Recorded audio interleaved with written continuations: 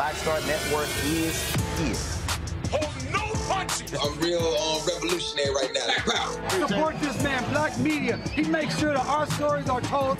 Thank you for being the voice of Black America, Roland. Stay black. I love y'all. All momentum we have now We have to keep this going. The video looks phenomenal. See, there's a difference between Black Star Network and Black-owned media and something like CNN. You can't be Black-owned media and be scared. It's time to be smart. Bring your eyeballs home. You dig?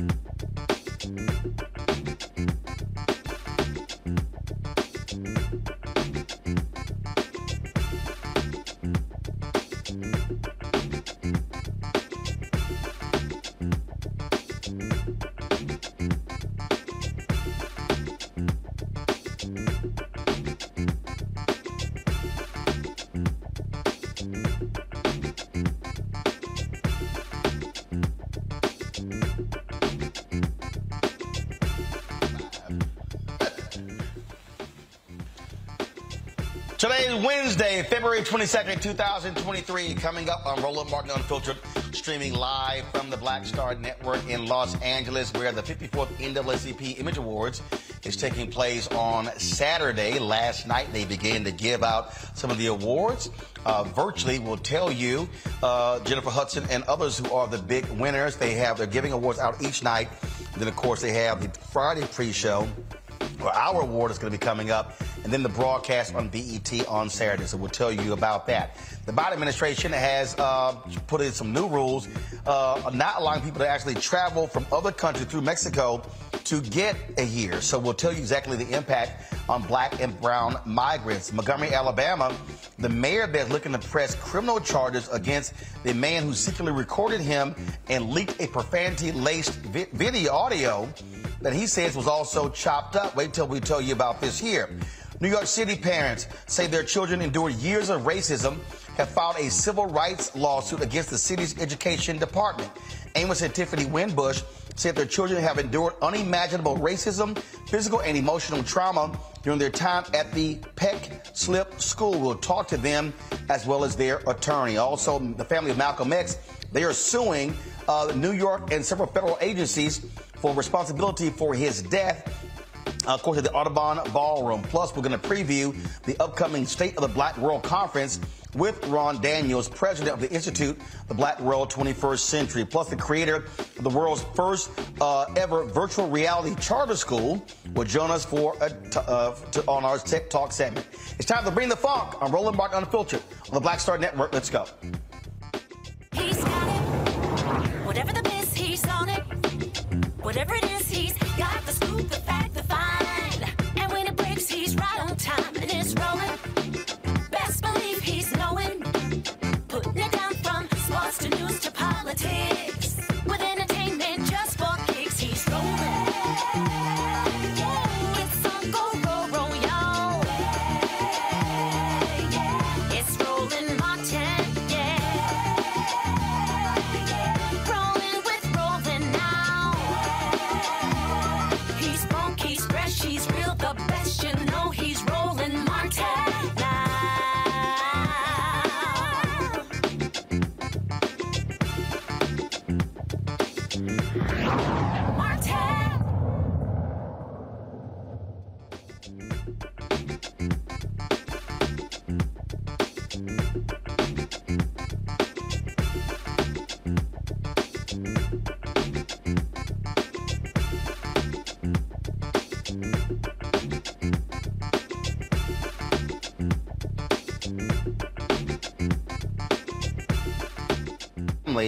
They want to hold the people accountable who they say played a role in his death. Their attorney is Ben Crump. They have filed a $100 million lawsuit against the CIA, the FBI, and the New York City Police Department, saying they played a role in the death of Malcolm X.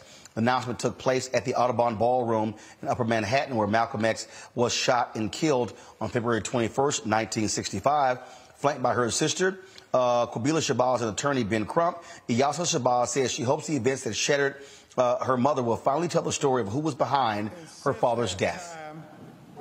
On February 21st, 1965,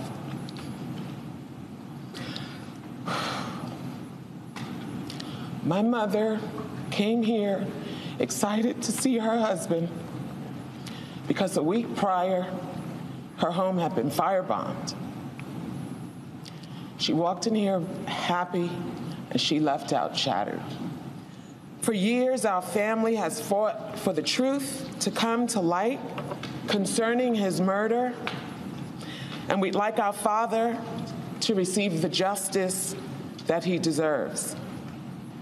The truth about the circumstances leading to the death of our father is important, not only to his family, but to many followers, many admirers, many who look to him for guidance, for love. And it is our hope that litigation of this case will finally provide some unanswered questions.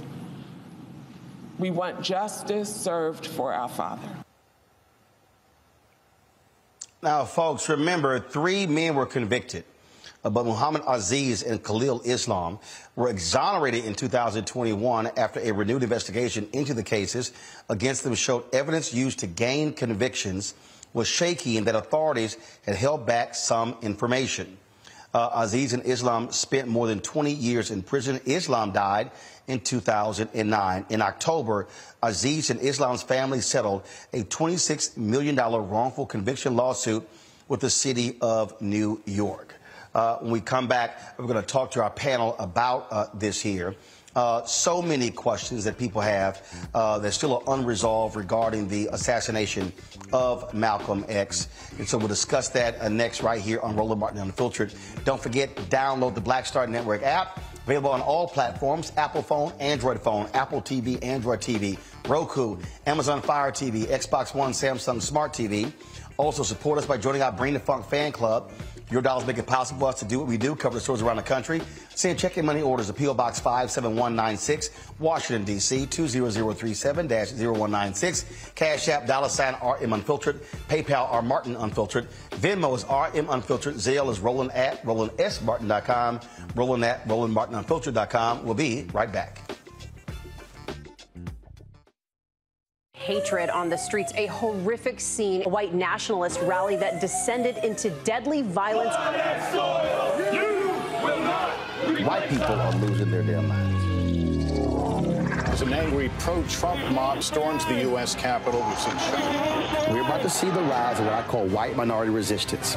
We have seen white folks in this country who simply cannot tolerate black folks voting. I think what we're seeing is the inevitable result of violent denial. This is part of American history. Every time that people of color have made progress, whether real or symbolic, there has been what Carol Anderson at Emory University calls white rage as a backlash. This is the rise of the Proud Boys and the Boogaloo Boys. America, there's going to be more of this. Here's all the Proud Boys, guys. This country is getting increasingly racist in its behaviors and its attitudes because of the fear of white people. The fear that they're taking our jobs, they're taking our resources, they're taking our women. This is white fear.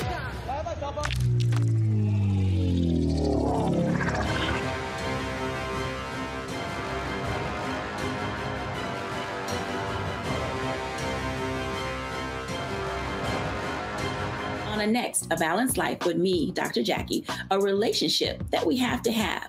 We're often afraid of it and don't like to talk about it. That's right, we're talking about our relationship with money. And here's the thing, our relationship with money oftentimes determines whether we have it or not. The truth is you cannot change what you will not acknowledge. Balancing your relationship with your pocketbook. That's next on A Balanced Life with me, Dr. Jackie, here at Black Star Network.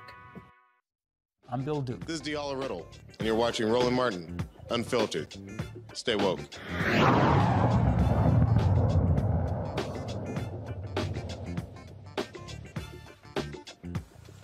Go to the wide shot. What do y'all do?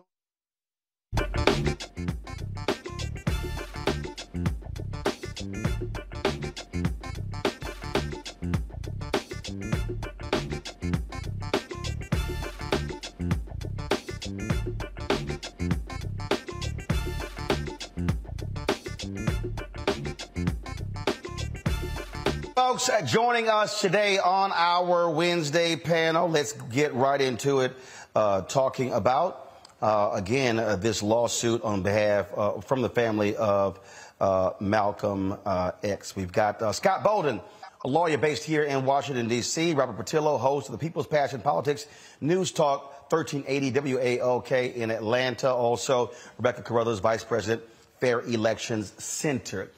Scott, I'll start with you. This lawsuit, we know through, it was a Netflix documentary. We had the brother who did it and on the show, and he really uncovered so much information about it. And then, of course, you have this particular settlement here. And here's the deal with this lawsuit. We know there's a lot of information that is still redacted. That was a New York Police Department officer talked about NYPD's involvement in this. What do you make of this lawsuit seeking answers? It's a really interesting lawsuit, a bit late in the game, but Ben Crump must believe he's got a smoking gun document, or he's filed this lawsuit to get access to those documents that have been kept secret or been redacted for several years. You know, in a civil lawsuit, you can produce documents under seal whereby only the judge can see these documents if necessary. And that's one way of getting to them if they're relevant, probative, or material.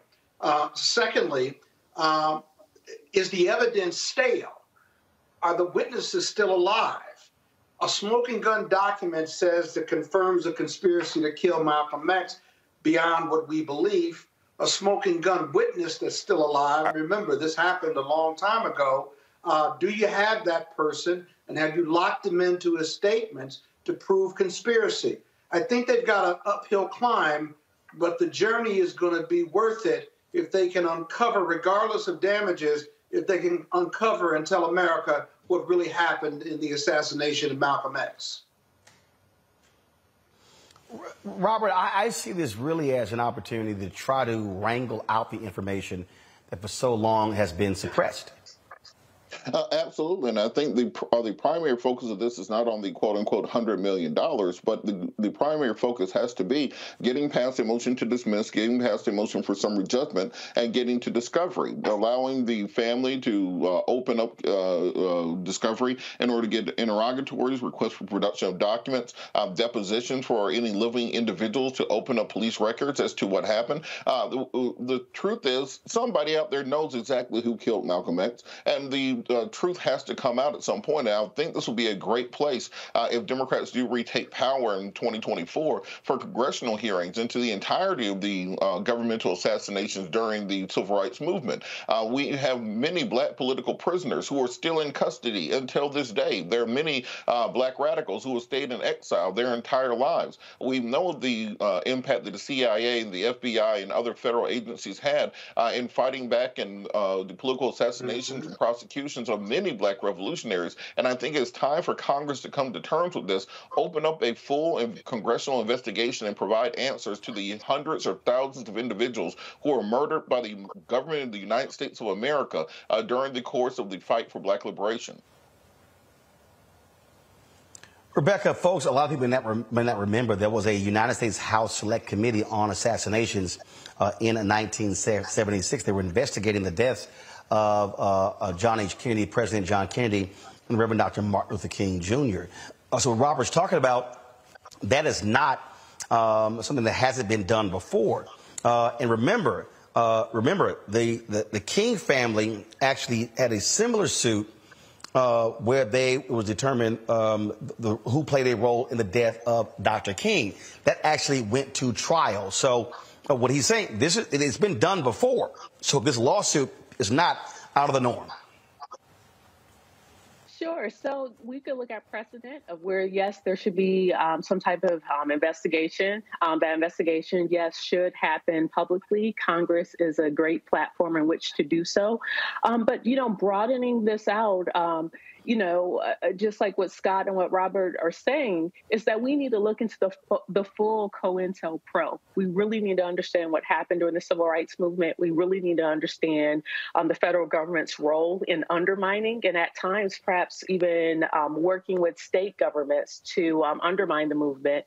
But to Scott's point about timing, I mean, unfortunately, this is the right time to do it. And I wouldn't say that this has happened, that the family has waited too late, but this is the opportunity when they've been able to do it. Waiting until 2021, where two of the folks who were convicted, their convictions was overturned. And then having those two people actually settle on the civil side for the time that they served, that they should not have been deprived of their freedom. So right now, this is the next step in that course correction. And yes, this has to be done publicly. The family deserves to know what happened to Malcolm X, and the public deserves to know what happened to Malcolm X.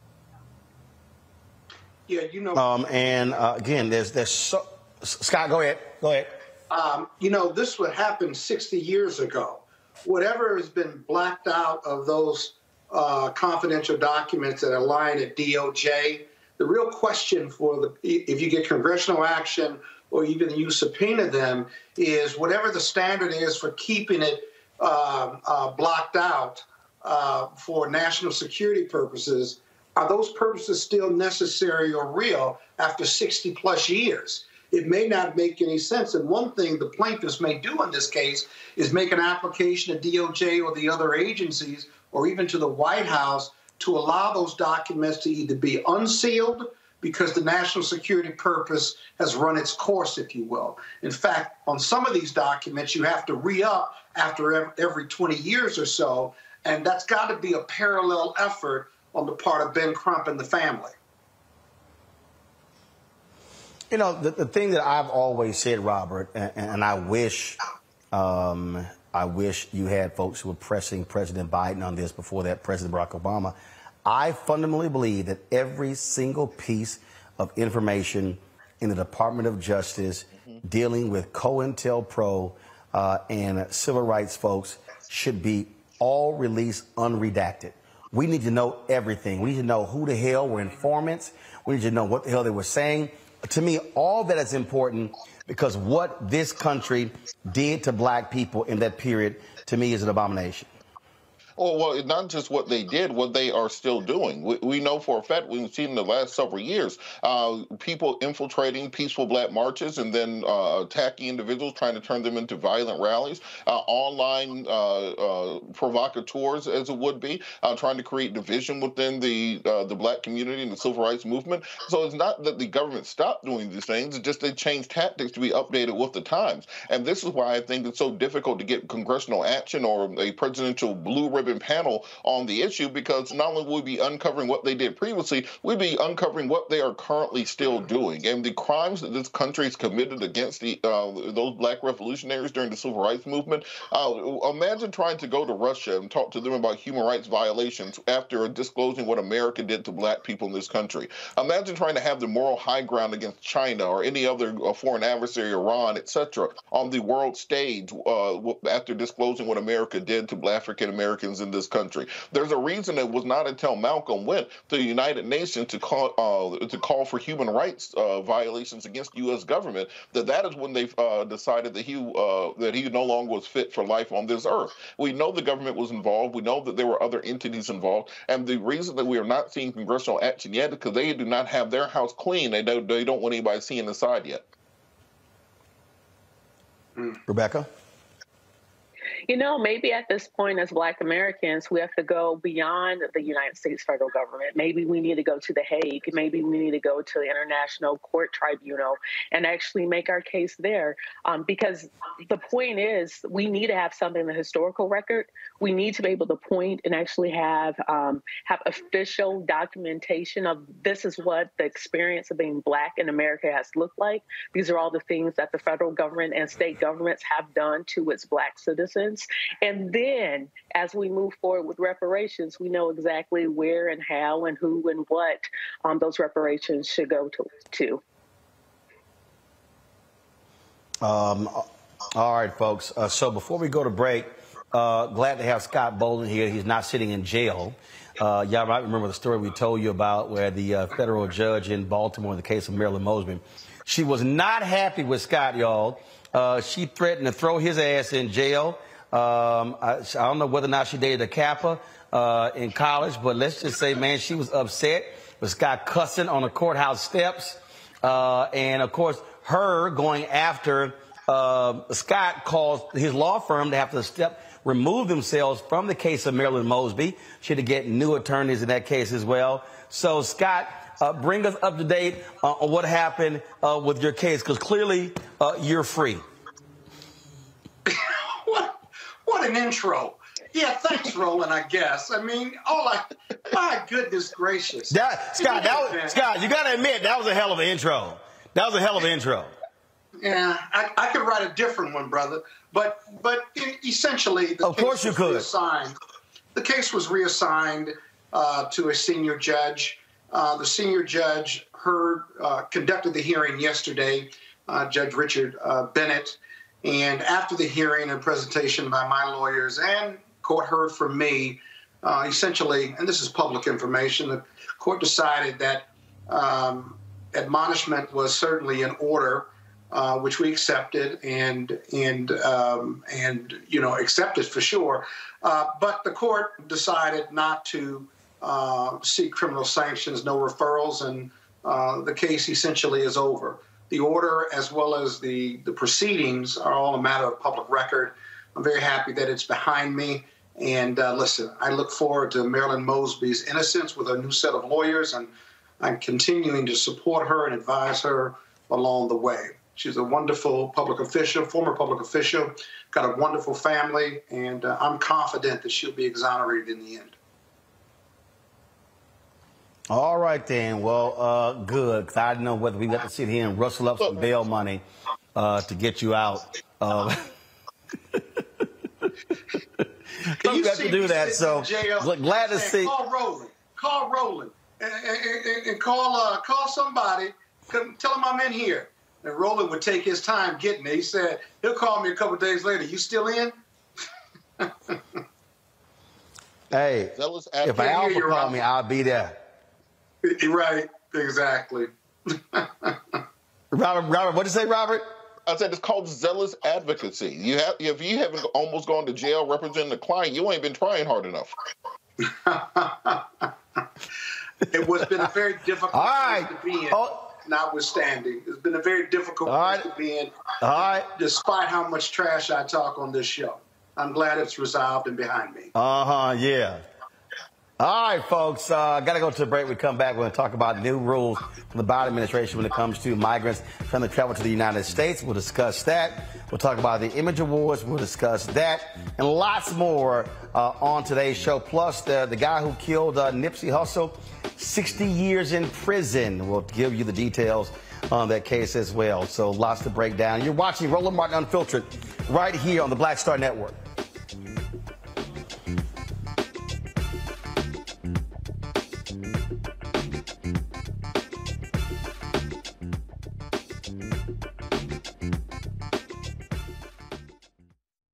Next on Get Wealthy with me, Deborah Owens, America's Wealth Coach. Listen to this. Women of color are starting 90% of the businesses in this country. That's the good news. The bad news, as a rule, we're not making nearly as much as everyone else. But joining us on the next Get Wealthy episode is Betty Hines. She's a business strategist, and she's showing women how to elevate other women. I don't like to say this openly, but we're getting better at it. Women struggle with collaborating with each other. And for that reason, one of the things that I demonstrate in the sessions that I have is that you can go further together if you collaborate. That's right here on Get Wealthy, only on Black Star Network. Next on the Black Table with me, Greg Carr. An hour of living history with Dr. Richard Mariba Kelsey, thinker, builder, author, and one of the most important and impactful elders in the African American community.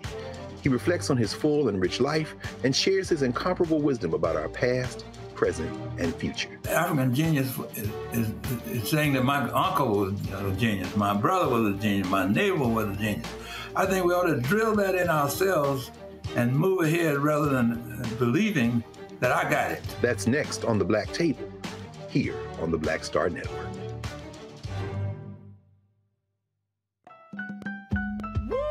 We're all impacted by the culture, whether we know it or not. From politics to music and entertainment, it's a huge part of our lives, and we're going to talk about it every day right here on The Culture with me, Faraji Muhammad, only on the Black Star Network.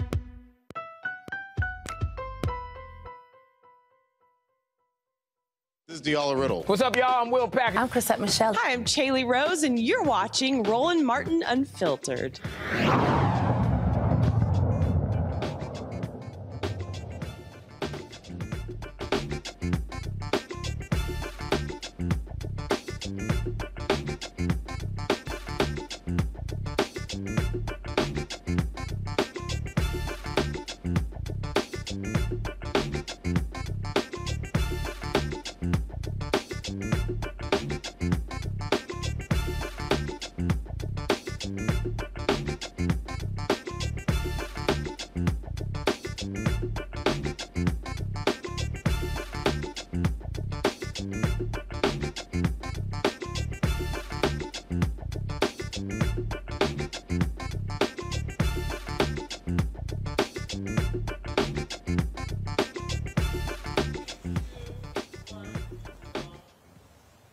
All right, folks, a couple of announcements today out of the Biden administration. First, we'll deal with this issue when it comes to migrant workers. What they have done is made some changes to those who are seeking asylum. The rule is going to apply to migrants traveling through their countries to other countries to the U.S.-Mexican border.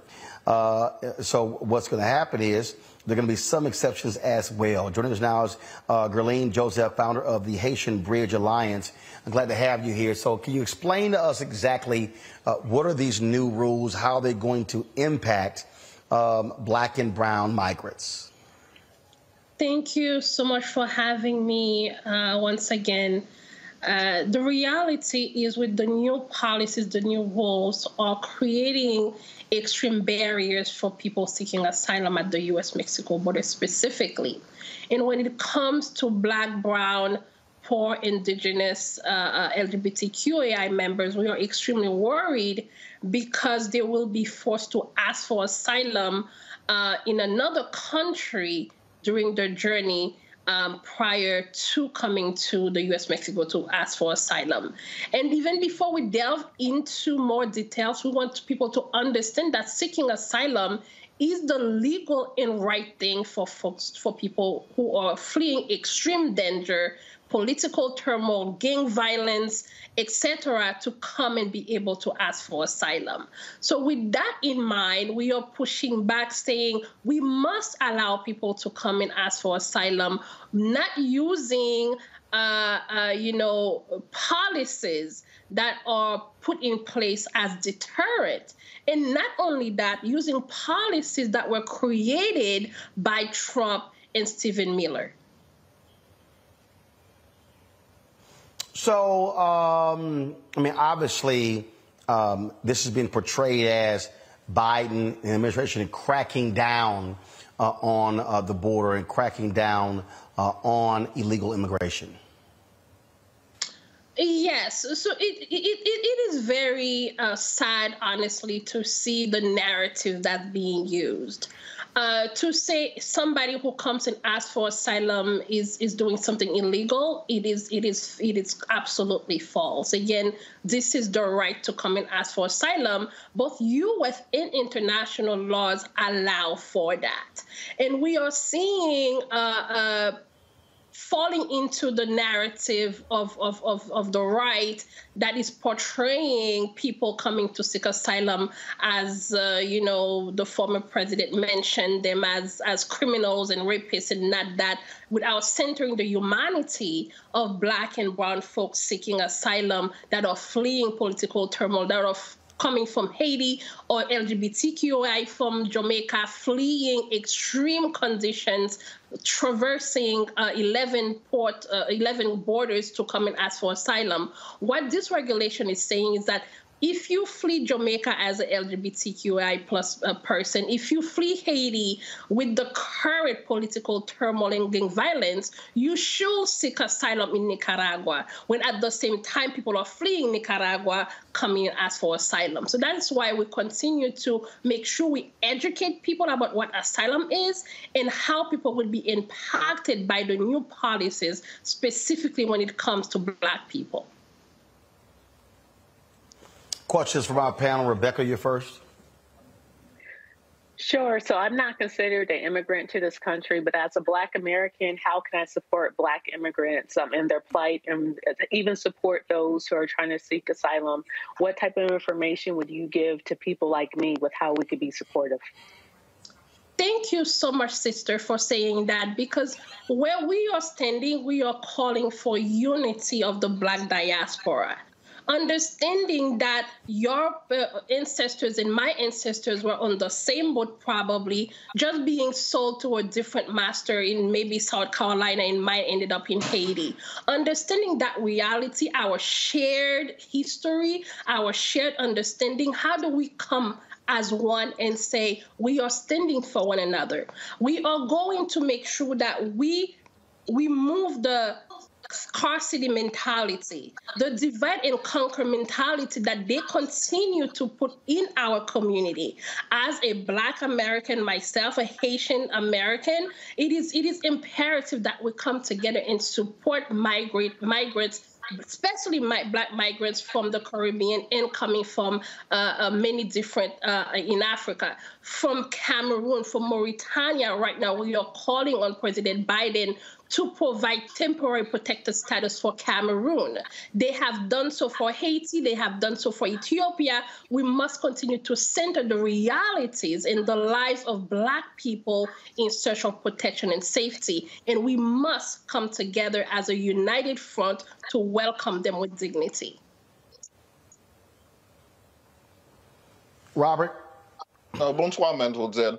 I did have a question about just the unmitigated gall of the U.S. and the Biden administration, particularly with a Caribbean American, Kamala Harris being the border czar, a Haitian American, Karine Jean-Pierre being the communications director, the diversity that they talk about. However, they are still keeping the Trump era policies when it comes to immigration and doubling down on them, particularly given the 200-year history of America meddling in the affairs of Haiti within their hegemonic sphere of influence and very much being responsible for the majority of the political dystopia that has descended upon there. What can be done politically here to ensure that the Biden administration abides by their campaign promises to help the Haitian people when in reality all we've seen is horses and whips on the border and an increasingly draconian policy towards Haitian immigration?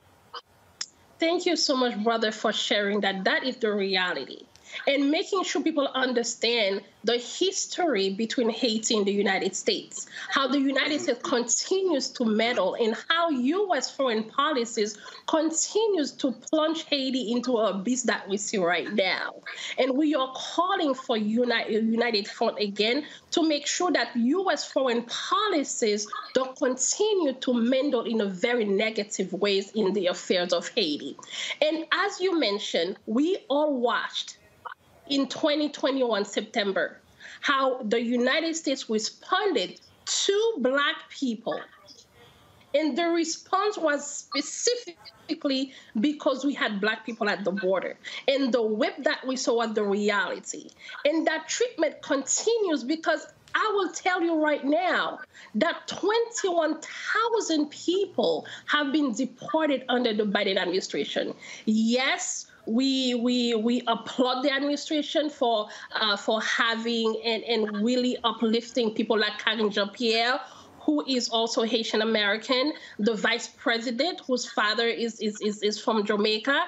And we really want to make sure that equity is in all aspects of that, and making sure that we center the lives of Black migrants specifically. And as we continue to celebrate Black History Month, understand the impact of the Haitian Revolution, the impact of what the contribution of Haiti and the Haitian people continue to make in the United States. So it is imperative that we look at those policies, that we ask the Biden administration, we ask Congress, we ask the elected officials to make sure that foreign policies toward Haiti are centered into the well-being of Haiti and the Haitian people, so they don't have to flee.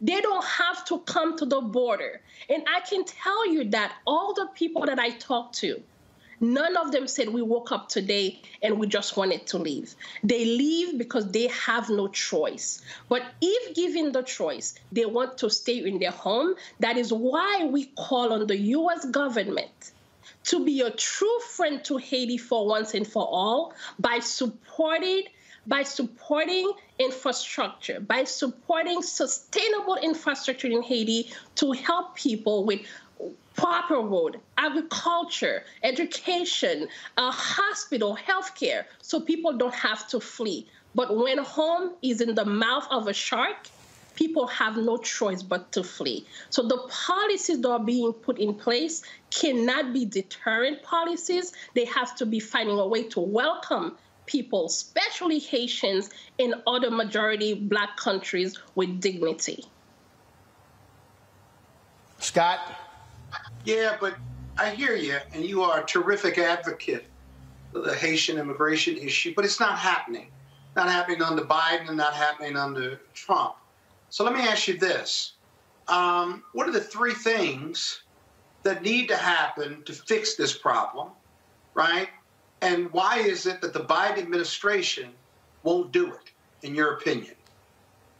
I think the first thing we need to look into is the root causes of Haitian migration.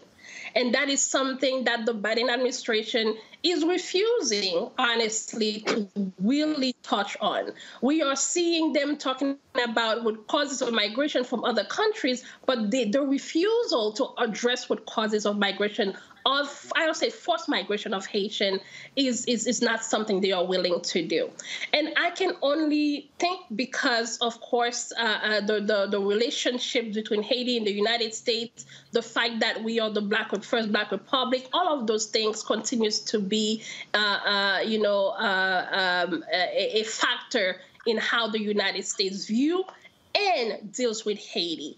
That is why we are asking again for policies that are fair, that are able to welcome people with dignity. But unless and until we address the root causes of migration of Haitians, which is political instability, which is impacted by U.S. foreign policies, which is impacted by the core group, which is impacted by many international forces, and include deportations of Haitians that we call external violence. So we are seeing a combination of internal violence in the country of Haiti and also external violence by deportation of Haitians who come and flee and ask for asylum being sent back to Haiti. So we really have to look into those different aspects and address those with Congress, address those with the political, with the elected officials, and really put the Biden administration to do the right thing. Yeah, but what are the top 3 things that need to happen? What 3 changes would you ask for that are doable and would fix this issue? The top 3 things, again, as I mentioned previously, is addressing root causes of migration. That's number 1. Number 2, highlighting the fact that U.S. policies play a big role in the destabilization of Haiti, forcing people to flee. Number 3 is allowing people to come and ask for asylum, providing a safe pathway for Haitians in other majority Black countries to ask for asylum. So we have been in communications, we have been pushing those through, but if we are able to address those 3 pieces, I guarantee you that we will find some more solutions. Sure. Thank you. All right, then. Well, look, we certainly appreciate it. Jolene, thanks a lot. Look forward to having you back. Thank you so much for having me. Folks, we come back, we'll talk about Vice President Kamala Harris being at Bowie State today, talking about a new plan to help homeowners when it comes to purchasing a home. You're watching Roland Martin Unfiltered on the Black Star Network live here in Los Angeles. Of course, download our app, Apple phone, Android phone, Apple TV, Android TV, Roku, Amazon Fire TV, Xbox One, Samsung Smart TV. Watch us on Amazon News. If you got the Amazon Fire TV or the stick, simply go to Amazon News. You can see us right along with the other cable networks like CNN, MSNBC, and Fox News. We'll be right back. When you talk about blackness and what happens in Black culture, we're about covering these things that matter to us, speaking to our issues and concerns. This is a genuine people-powered movement. There's a lot of stuff that we're not getting. You get it, and you spread the word. We wish to plead our own cause. Too long have others spoken for us. We cannot tell our own story if we can't pay for it. This is about covering us. Invest in Black-owned media. Your dollars matter. We don't have to keep asking them to cover our stuff. So please support us in what we do, folks. We want to hit 2,000 people, $50 this month, raise $100,000. We're behind 100,000, so we want to hit that. Y'all money makes this possible. Check some money orders. Go to P.O. Box 57196, Washington, D.C. 20037-0196. The Cash App is $RM Unfiltered. PayPal is R Martin Unfiltered. Venmo is RM Unfiltered. Zelle is Roland at RolandSMartin.com. Most people think that these television shows that tell stories about who we are as Black men, and then they paint these monolithic portraits of us. They think that they're being painted by white people. And I got to tell you, there are a whole bunch of black folk that are the creators, the head writers, the directors of all of these shows, and that are still painting us as monoliths. The people don't really want to have this conversation. No, they don't.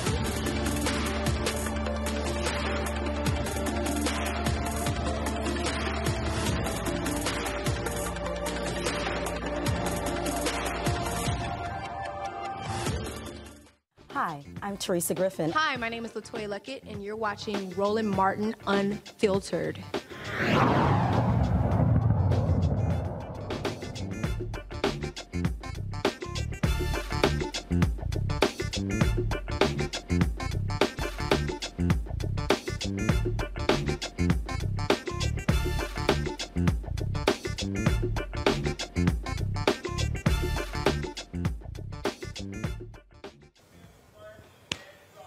All right, folks, welcome back to Roland Martin Unfiltered. Parents in New York City say that their child has endured unimaginable racism in that particular school system, at elementary school.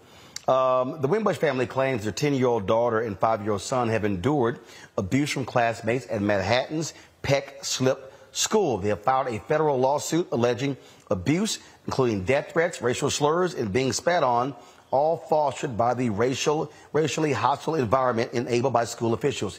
Joining me now is Amos Winbush III, the attorneys Lance Clark and Philip Hamilton, managing partners of Hamilton Clark. Glad to have all of you on the show. So, Amos, walk us through, when did this abuse start for your children? Thanks for having us. It started in pre-K when my daughter was 4, so 2016, 2017. How have you documented this abuse? We have communicated with teachers, principals, assistant principals, superintendents, executive superintendents, the DOE, the district. We've even reached out to local officials, our city council person, as well as New York State senators, 2 of them, to be exact. And we have received very little, if any, true movement. It's almost as if the communications that we send fall into this black hole that will never ever see the day of light.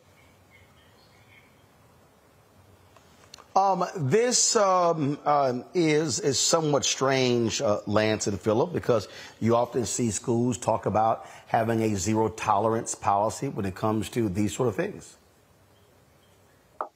I mean, Roland, it's strange yet not in any way surprising, right? Sometimes these policies, as we know full well, are what we would amount to as lip service, right? And I think in this instance, with the allegations that we put forth in the complaint, that is very much so true in many respects, even with regards to the week that we filed this matter. It was the Respect for All week in regards to the New York City Department of Education, but we have very thoroughly put forth the fact that over the course of the years that Mr. Winbush and his wife have had to endure their children not being respected, disrespected, physically assaulted, spat on, psychologically, engaged with in regards to a lot of trauma that they've had to suffer.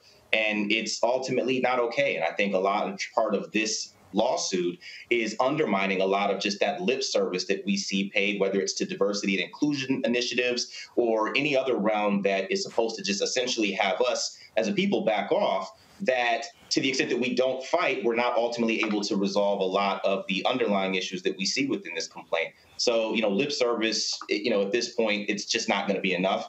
We're demanding results. Questions from my panel. I will start with you, Scott. Hey, you all. Scott Bolden here.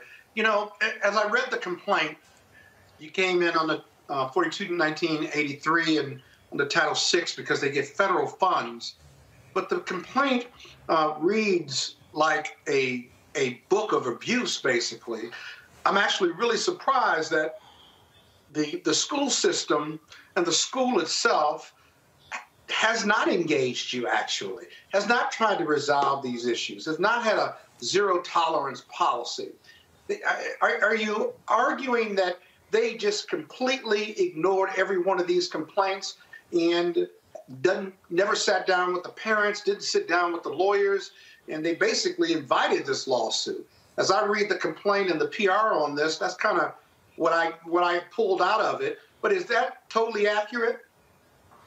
Well, I wouldn't say they invited the lawsuit, but we did reach out to them. And you would think that if you ran a school district or if you ran a school and they're little kids that we're talking about, and lawyers contact you and say, you know, we have a system of abuse and we have these allegations of children being abused, their lives being threatened, spit on, discriminated against, that someone would say, hold on, let's look into these allegations. This is serious. But when we emailed the school district, not one person got back in contact with us. Not one person wrote us back. Not one person said, oh my Lord, is this really happening? What can we do to help? Nothing. Or even a mediation or a conference with the lawyers, but let alone without the lawyers. Your client certainly has endured this for several years. I mean, I just can't believe that a school system, a public school system that gets federal funds, wouldn't want to meet with the parents, try to work this out with the parents before the lawyers got involved. Actually, it's in their best social, political, and business interests as a school to resolve these issues. I think we all share the same shock. Absolutely. Because we said the same thing internally. Like, what are these guys doing? At least, shoot us an email. Send a pigeon with a note on it. Do something. Let us know that you actually care about these kids who we are saying, and we have documented evidence that have been abused, systematically brainwashed to think that these things are not happening to them. It's all in your head. It's not racism. It's okay. When we all know, and that train is never late. That train is never, ever late. And they will have you thinking that this is all in your head. And then when you try to do something about it, this brother has been fighting for the dignity of his family for a very, very long time. It's bigger than his family. How many brown kids are going through this and dealing with this, but they don't have the voice that exactly. They don't have. But here's one last question, if Roland will let me, and that's this. Here's a $1 million question. If all that's happening over the years with the kids, and I think it's awful, quite frankly. I would have been trying to hurt somebody over the years. Why not put the kids in another school? Why not avoid this type of abuse and just put them in a safer environment, a better environment, a more enriching environment for their education and their mental welfare? Because that's going to be the lawsuit begs that question. My wife and I asked ourselves that question every single day, and the answer was really simple. At the end of the day, when you've reached out to the school district and you've reached out to the DOE, and we received a reply back from the DOE, the lady who actually runs our district, and she says to me that what I described to her, this is a white lady, doesn't sound like racism. Now, what started that conversation to reach out to the DOE was a little white girl telling my daughter that her skin was brown, and that meant that it was dirty, and that she needed to take a bath and scrub it so that it could be clean and white like hers. So removing our kids from a school into another school under the exact same Department of Education, under the exact same system, doesn't solve anything. If anything, it adds trauma upon trauma, because we're going to remove her out of a situation where we know what's going on into another situation where we would then have to figure it out. And the damage of figuring it out over and over and over again, we, number one, didn't want to do. And number two, Black families for hundreds of years had to flee in the dead of night to run away from racism, bigotry, and violence. And we did not want to create a timestamp in our children's minds that they did something wrong, that their skin color was wrong, and that every time that it is approached to them, that it's time for them to pick up and run. There's literally nowhere to go. And they knew that. The school officials knew that. And most importantly that we figured in this whole process is that they made the calculation that Black people are emotional. So if Black people are emotional, we can coddle them for a period of time, let them know that we hear them, but not do any action to prevent it from happening over and over and over again. So when enough becomes enough, then it's enough. Yeah, that's unbelievable. Rebecca, your question. So like Scott, I read through the complaint, and I had the same question as Scott. You know, what I read, it was very horrible. The emotional and psychological violence that happened to your children. So first, I'm sorry that happened. But I had the same question as Scott. Why, keep your children in that type of situation when there is violence and harm that's actively happening to them? And I understand your perspective of enough is enough, because my family, fled from the South in the Northern migration. My family has that story as well.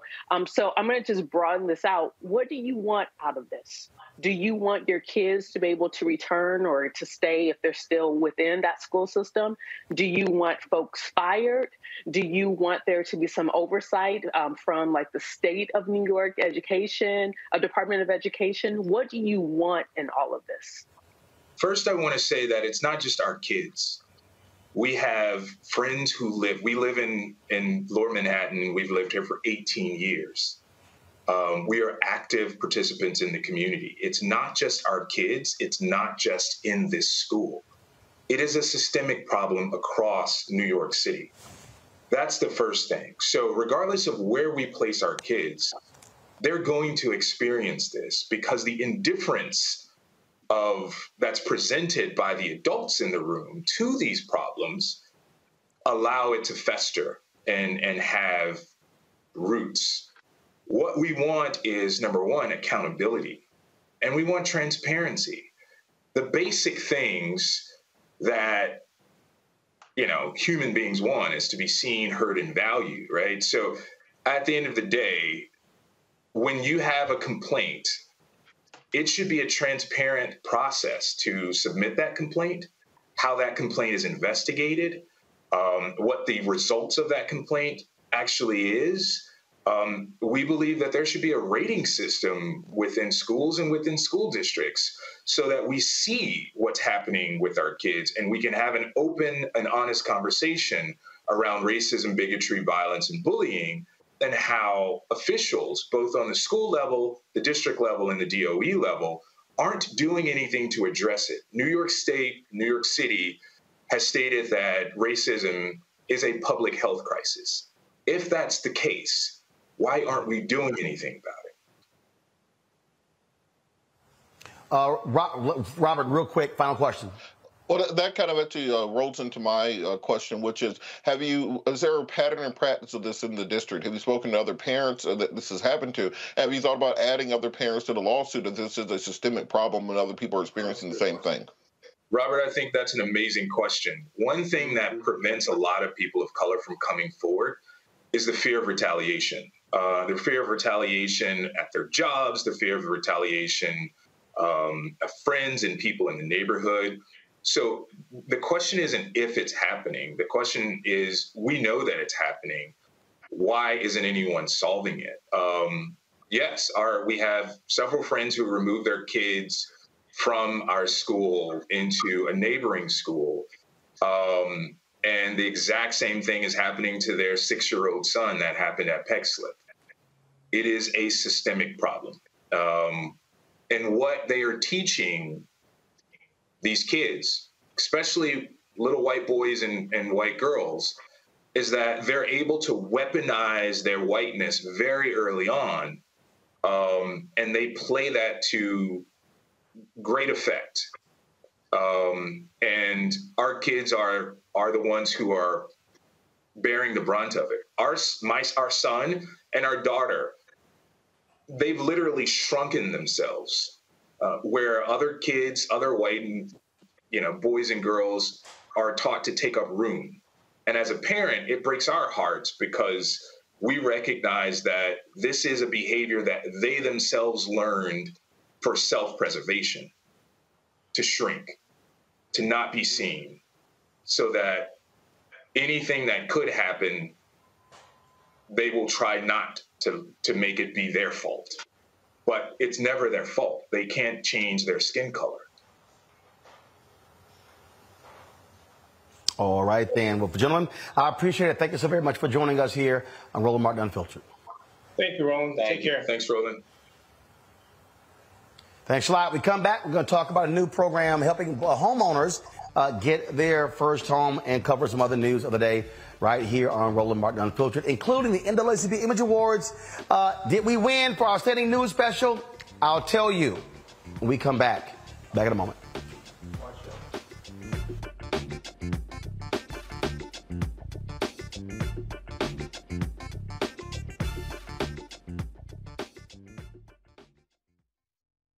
Folks, Black Star Network is here. Hold no punches. I'm real revolutionary right now. Support this man, Black Media. He makes sure that our stories are told. Thank you for being the voice of Black America, Roland. Stay black. I love y'all. All momentum we have now, we have to keep this going. The video looks phenomenal. See, there's a difference between Black Star Network and Black-owned media and something like CNN. You can't be Black-owned media and be scared. It's time to be smart. Bring your eyeballs home. You dig?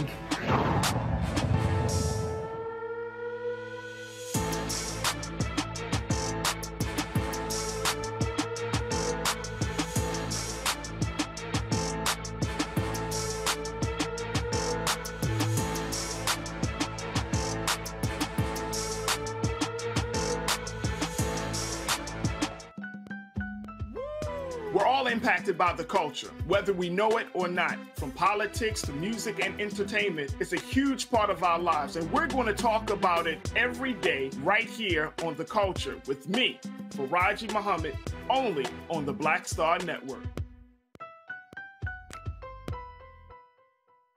On a next, A Balanced Life with me, Dr. Jackie, a relationship that we have to have. We're often afraid of it and don't like to talk about it. That's right, we're talking about our relationship with money. And here's the thing, our relationship with money oftentimes determines whether we have it or not. The truth is you cannot change what you will not acknowledge. Balancing your relationship with your pocketbook. That's next on A Balanced Life with me, Dr. Jackie, here at Black Star Network.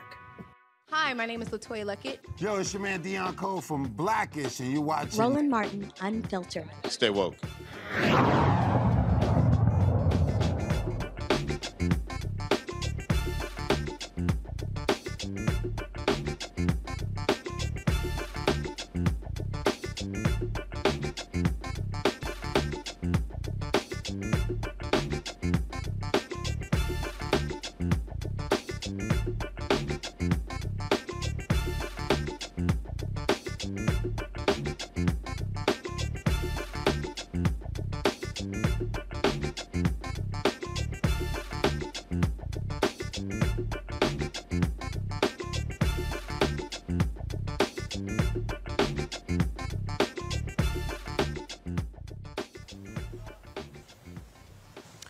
Vice President Kamala Harris was at Bowie State University today in Maryland, where the Biden administration unveiled a new plan to help low-income and first-time home buyers save on mortgage insurance costs. She announced in Maryland this new incentive, about $800 per homeowner, is an attempt to help ease the affordability concerns of potential home buyers, specifically those who are first-timers.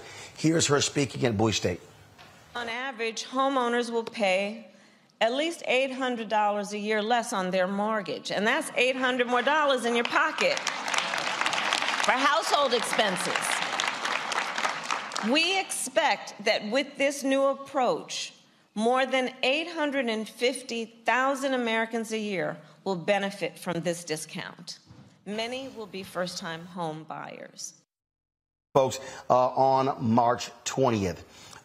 Wisconsin Supreme Court sets up a dream match for Democrats. Last night was the election, and Democrats turned out in huge numbers. And they chose Milwaukee County Circuit Judge Janet Protasewicz and ex-Justice Republican Dan Kelly They were the top two vote getters in Tuesday's primary. Now, right now, Republicans control the Wisconsin Supreme Court by a 4-3 majority. If the Democrat wins, they will flip the court that she has run on abortion rights. She's run on saying the maps in the gerrymandered maps in Wisconsin are illegal. Republicans are scared to death that if she wins, that means Democrats will overturn gerrymandered maps as well as the law against abortion there. They will face off in the general election. Again, conservatives have held a majority of the Supreme Court for the last 15 years. It is locked in Republican rule. They have taken votes away from, they've taken away power from the Democratic governor there as well. This, Robert Patillo, is a huge, huge, huge, huge race because what it speaks to is, again, how do you change your politics when you change the Supreme Court? We saw what happened in North Carolina when Democrats got a majority of that Supreme Court and were able to rule against racial gerrymandering and other issues. This is where the courts matter on the state level. Yeah, Democrats have failed to compete on the state level for many of these positions for years. If you look at what happened in North Carolina, even if you look at former Chief Justice Leah Ward Sears on the Supreme Court here in Georgia, these races are crucial, and we have to start playing on this battlefield across the country. We have to start putting money into state and local races, state and local judiciary races, because when these people come back to try to steal the election again, to have the next January 6th, this time more well planned out and well thought out, with better executions, and they already had one dry run, it's going to be state Supreme Courts deciding many of these electoral cases. It's going to be local elected officials making decisions on these voting patterns, etc. So it's crucial for us to pay attention to these races because they've been working on these races for decades now, and they hold a severe majority in state houses across the country and in judicial appointments in state Supreme Courts nationwide. Rebecca, you've got these conservative billionaires. They poured a bunch of money into this race for Dan Kelly. But here's the thing. Dan Kelly lost in 2020 by 11 points. And in fact, what happened here was Democrats were actually pouring money against the other Republican to knock her off the ballot. And many Republicans were saying if she loses the primary, guess what? They're going to lose in the general. They're scared to death. This could very well be one of the costliest state Supreme Court races in American history. Yeah, to Robert's point, the Supreme Court races are the races that we really need to pay attention to. Like we even saw last year what happened in Ohio when folks didn't take those Supreme Court races very seriously. And then even to Scott's point, what happened in North Carolina, you have now the North Carolina Supreme Court saying that they're going to go back to previous cases that was determined by the previous court, which was a Democrat majority court. And they're going to try to undo voting rights in North Carolina. And so I think it's very important for folks who are involved, whether it's the parties or whoever, community groups have to make sure that people understand why these races that are off races or off cycle races, why they're so important, why they and how they impact people's daily lives. The Supreme Court in Wisconsin is probably going to determine what labor union rights is going to look like in Wisconsin. So it's going to be a very important race. I believe the general election is now in April, so I hope many people will turn out for it. Scott, when we talk about these state races, again, the Supreme Court has already made it clear, hey, stare decisis, what the hell, we don't care. So at the end of the day, look, if you take control, you can undo a lot of the damage that conservatives have inflicted. And, of course, there's a fear that the same thing. Right now, Democrats have a 4-3 majority on the North Carolina court. Had Sherrod Beasley not lost by 400 votes, it will be a Democratic majority of 6-1. But, again, hey, if you're Democrats, if they play politics, what the hell? Why can't you? All politics is local politics. Let me take it a step further for your listening audience, right? State Supreme Court justices, they're running for office. So this is a political office until you get to the judiciary. But whether it's Wisconsin or any other state, the state Supreme Courts, Republicans love state rights, okay? So now we're going to go to state rights. These Supreme Court justices pick and choose what cases they want to hear that are coming from the Court of Appeals or even sometimes at the state court level. And so they can make a decision if it's 4-3 Democrats, They can make decisions on abortion rights, voting rights, civil rights, gun rights, abortion rights, a woman's right, gender rights, if you will, queer rights. I mean, they can run the gambit. And here's another thing, Roland. Lawyers decide which cases to take up to the state Supreme Court based on who's sitting in that Supreme Court. If they know they got a shot with 4 or 5 Democratic justices, right? The voting rights and the voter reapportionment, they can choose to take up there and have a fairer election, redraw the maps so that Democrats, fairly, Democrats have a more fair shot at it. It is one of the most powerful courts in the land, notwithstanding the federal and the U.S. Supreme Court. You can control which states Democrats can control by putting a 4-3 or 5-2 margin up there. It's vitally important. If you're a Democrat, you need to be sending money to the state justice race, right? Because it'll have ramifications on the politics of Wisconsin. And once you get Wisconsin and you got North Carolina, now Democrats can get real smart and start taking some of these other state offices that are going to control voting rights vis-a-vis the president and the ability to determine who the delegates are in the next presidential election. We should take that for granted. You can't take that for granted anymore. I'm sending money to Wisconsin tomorrow. Seriously. Makes sense. Folks, history made last night in Virginia when Jennifer McClellan defeated Republican Leon Benjamin in the Tuesday special election to fill the seat of the late Donald McEachin, who died in November. McClellan was a state senator and corporate lawyer. She was declared the winner over Republican Leon Benjamin, a pastor. Within the first 30 minutes of the polls closing, she ended up getting 70% of the vote. Again, first black woman to represent Virginia in Congress. So congratulations to her. This story out of Montgomery, Alabama is pretty crazy. Leaked audio surfaces of Montgomery, Alabama's first black mayor, Stephen Reed, making some pretty disparaging remarks about the black vote. The 2-partial audio clip released Monday of a 2020 conversation Reed had with Charles Lee, the director of the nonprofit organization That's My Child. In the audio, Reed makes profanity-filled remarks about race, investment in the city, and apathy towards Maxwell Gunther Air Force Base. Now, again, this is not being fully authenticated. Was it chopped up? Was it edited? But here is some of what was said. Don't ask me. I can come smile. I don't fucking have to do no goddamn work. Okay? I don't have to do no work systemically, and I'm going to be fine. And guess what? I will always get 38 to 45% of the white vote. If I get 30 to 45% of the white vote, I don't fucking have to damn get the black vote I got this past election. I'll fucking win.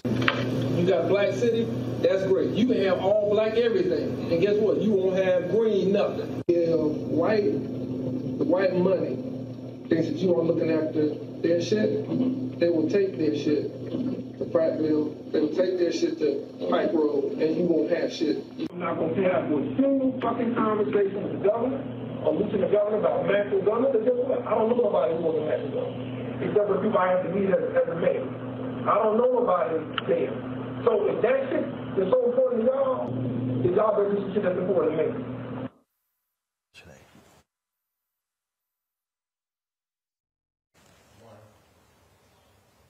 Well, Mayor Reed not happy at all with this, and he says he plans on suing.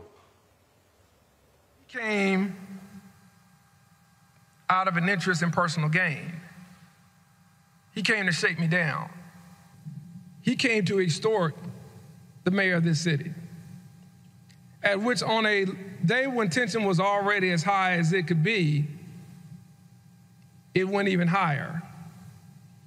And it went higher because I was offended that others in the community who look at him as a role model and as someone who had been a leader would take that opportunity, the pain of a family, not only in Minneapolis, but the pain of a community across this country,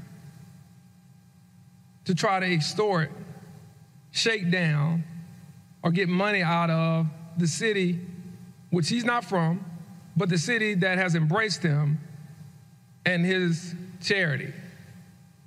And so what you hear in splices of the manipulated audio is an angry person who is frustrated and is very, very displeased, to put it mildly, with someone who has gotten the confidence of many leaders in this community asking about where his money is.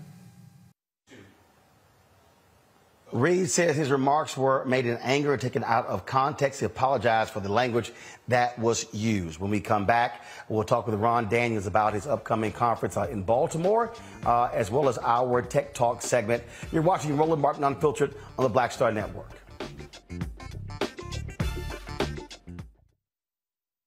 Hatred on the streets, a horrific scene, a white nationalist rally that descended into deadly violence.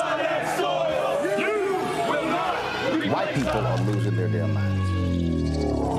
As an angry pro-Trump mob storms the U.S. Capitol, we've seen shooting. We're about to see the rise of what I call white minority resistance.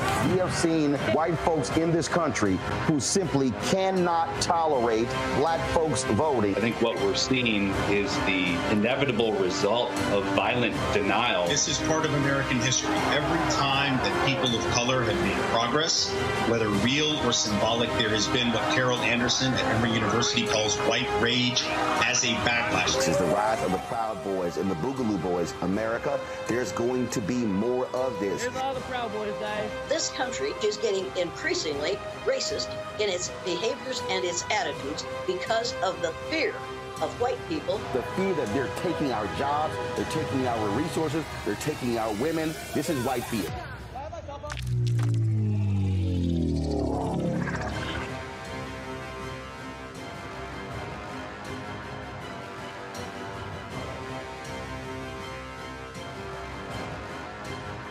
On the Black Table with me, Greg Carr. An hour of living history with Dr. Richard Mariba Kelsey, thinker, builder, author, and one of the most important and impactful elders in the African American community. He reflects on his full and rich life and shares his incomparable wisdom about our past, present, and future. African genius is saying that my uncle was a genius, my brother was a genius, my neighbor was a genius. I think we ought to drill that in ourselves and move ahead rather than believing that I got it. That's next on the Black Table, here on the Black Star Network. I'm Shantae Moore. Hi, I'm BB Winans. Hey, I'm Dolly Simpson. What's up? I'm Lance Gross, and you're watching Roland Martin Unfiltered.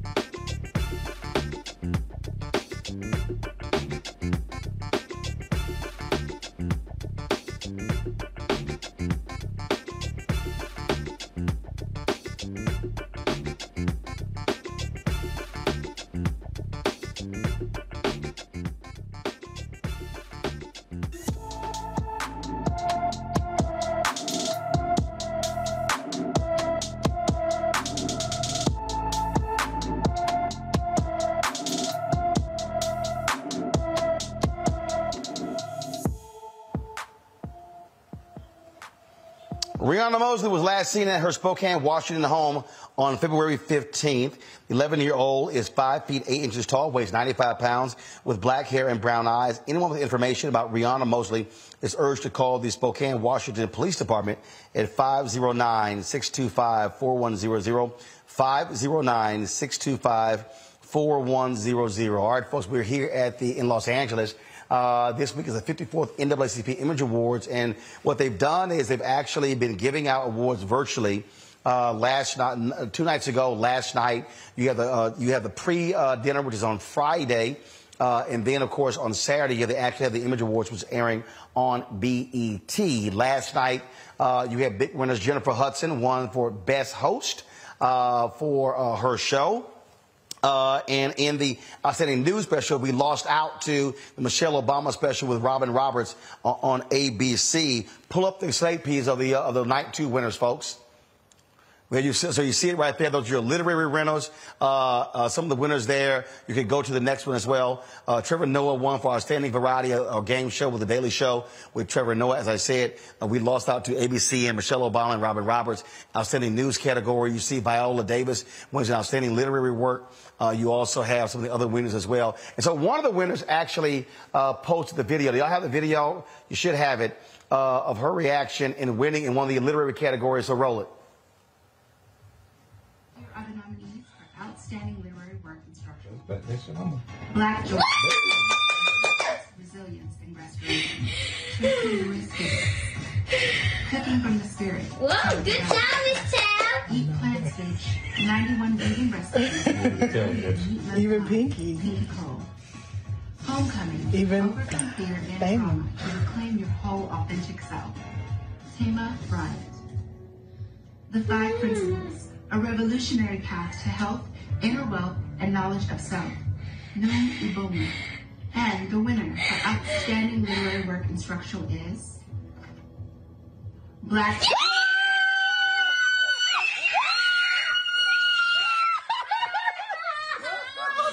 Oh my God, man. Oh my God. What? Oh my God. Oh my God. Go, baby.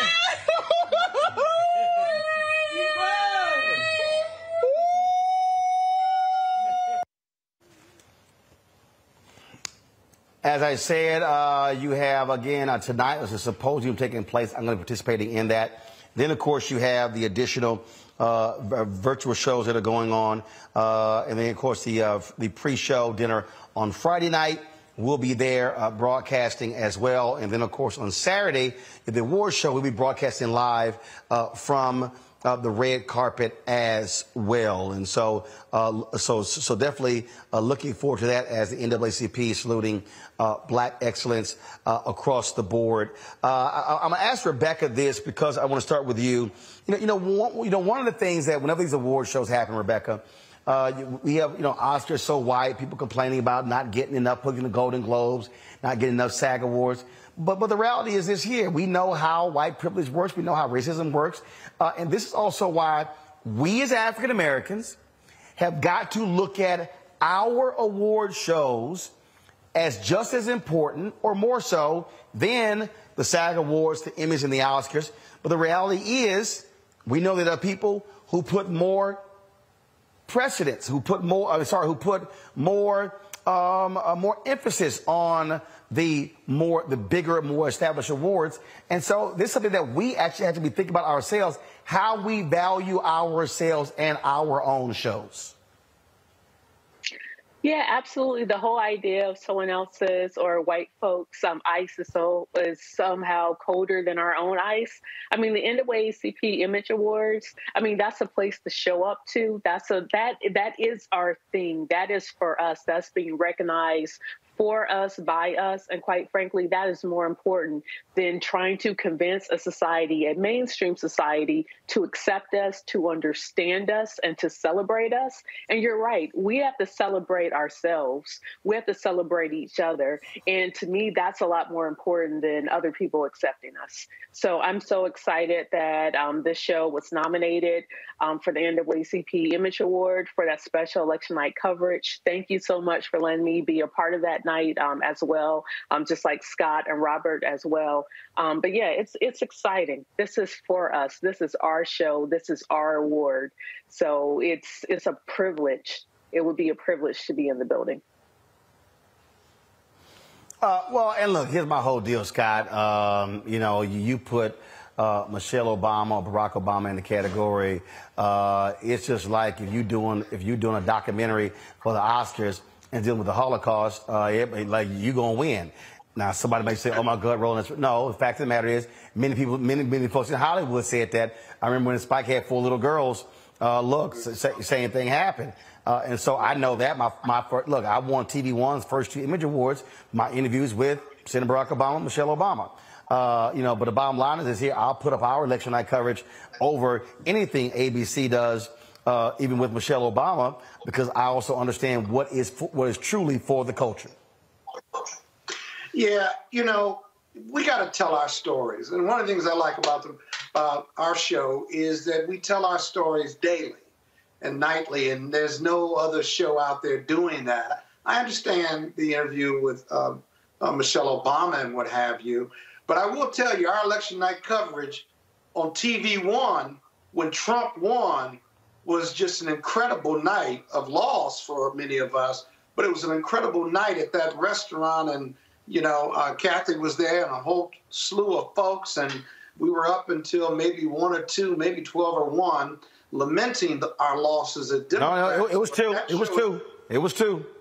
Yeah, it was 2 o'clock. But that show was awesome. I had never seen a show in a restaurant with a live audience where we were moving people in and out, and the interviews were fresh, the numbers were coming in, and we had dead spot-on number coverage like any other network, and I wouldn't expect anything less. And I'm not blowing smoke at you, but that gave a lot of folks like me and others opportunities to provide commentary that you're not going to get anywhere else. And so for me, the NAACP Image Awards, Roland, you live that every day.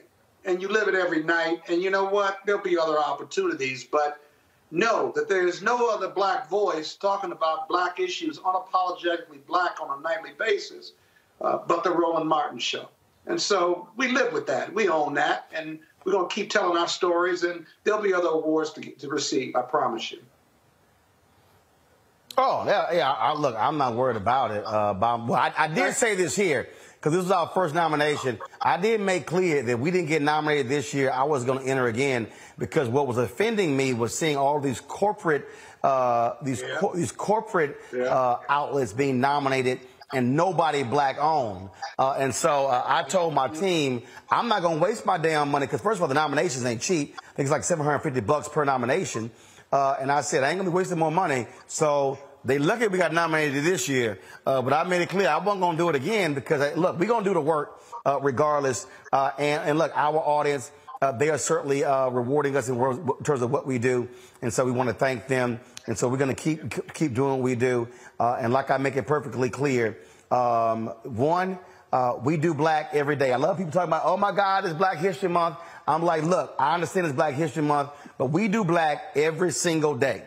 So it ain't like 28 days, all of a sudden we realize black folks exist. It's every single day.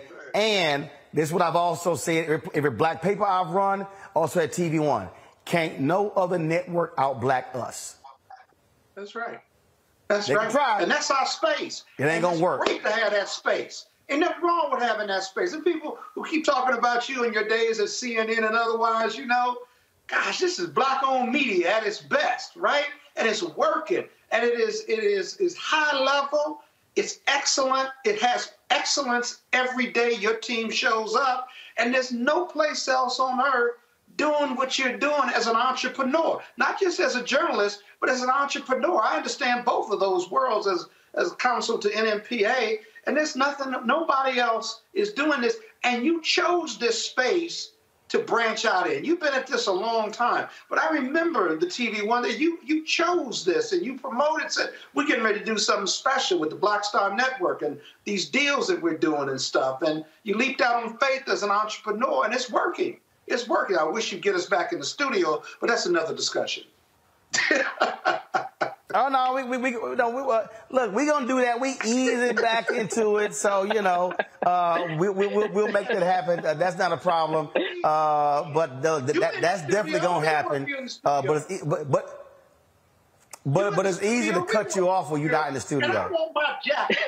It's easy. I got a jacket. You know that? You get everybody gets a jacket but me. Guess Kappas can't get a jacket. Kappas can't get a jacket. That's wrong. That's wrong. People stop me there. Scott, what's wrong with you? Scott. That's that, man. He don't like me. Scott, he don't like me. He's jealous of me. Scott, that's not the problem. We didn't order any small sizes.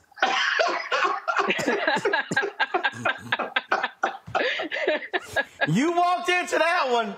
You walked into that one. All right, y'all. I got to go to a break. We'll be yeah, you walked right into that one. That's right. You can't blame that one on me. I'm just saying, you kept going. I'm like, I got something for you. All right, y'all, I got to go to a break. We come back, Ron Daniels. To it. Ron Daniels is next. Roland Martin Unfiltered on the Black Star Network. And yes, I'm real black. I got my shoes off. Go to the wide shot. I got my shoes off doing the show. And that's what you can do when you own it. I'll be back.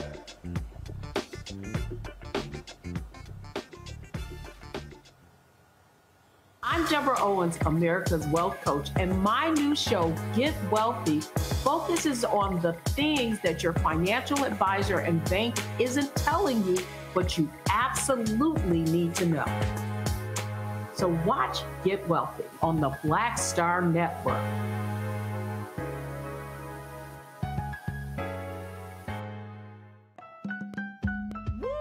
We're all impacted by the culture, whether we know it or not. From politics to music and entertainment, it's a huge part of our lives, and we're going to talk about it every day right here on The Culture with me, Faraji Muhammad, only on the Black Star Network.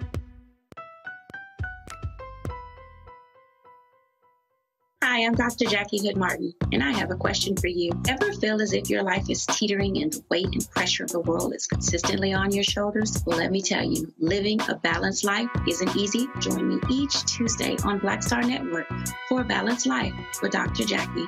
We'll laugh together, cry together, pull ourselves together, and cheer each other on. So join me for new shows each Tuesday on Black Star Network, A Balanced Life with Dr. Jackie.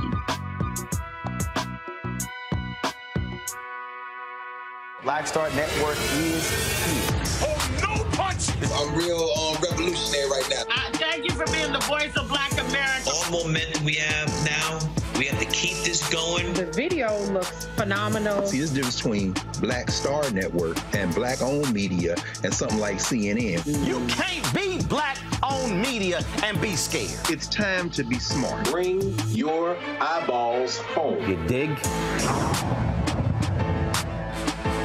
Hi, I'm Vivian Green. Hey everybody, this is your man Fred Hammond, and you're watching Roland Martin, my man, Unfiltered.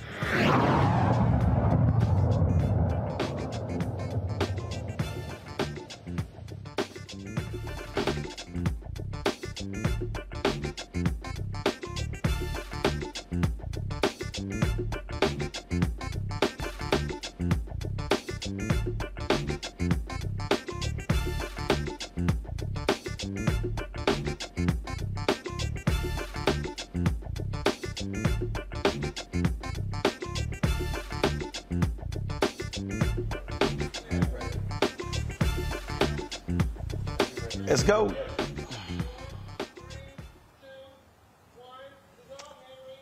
All right, folks, welcome back to Roland Martin Unfiltered on the Black Star Network. The State of the Black World Conference is taking place in Baltimore. Folks from all across the country and other parts of the world are going to be there. This is the Institute of the Black World's 21st Century State of the Black World Conference.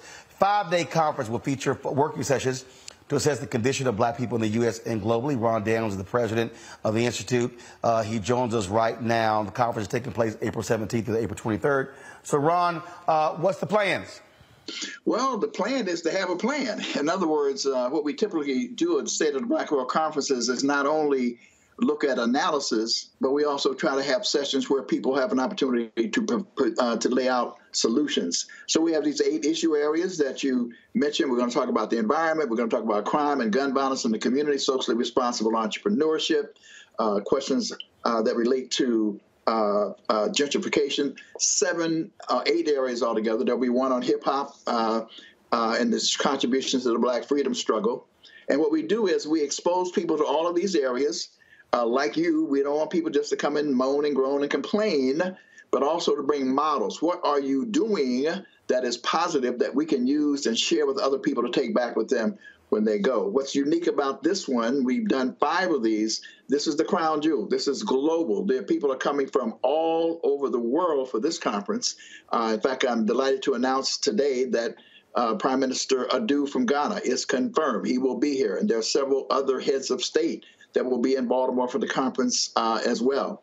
And so the goal, again, is to meet, to interface, to collaborate, to network, to share with each other in a Black space, just like you're talking about. We create a Black space in terms of spirit and culture, and to analyze where we are. And the theme captures it all: global Africans rising, empowerment, reparations, and healing.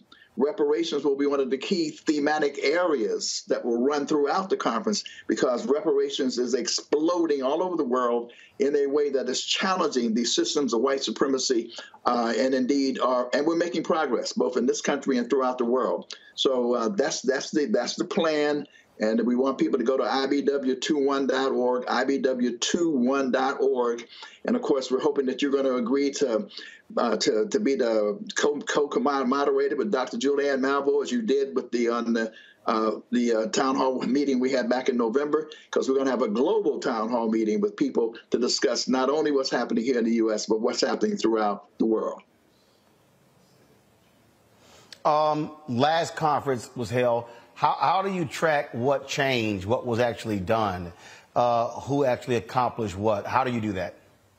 Well, we do it by having some of the same people who are facilitators facilitate the sessions again, and bring people together to share what the outcomes have been in their respective communities.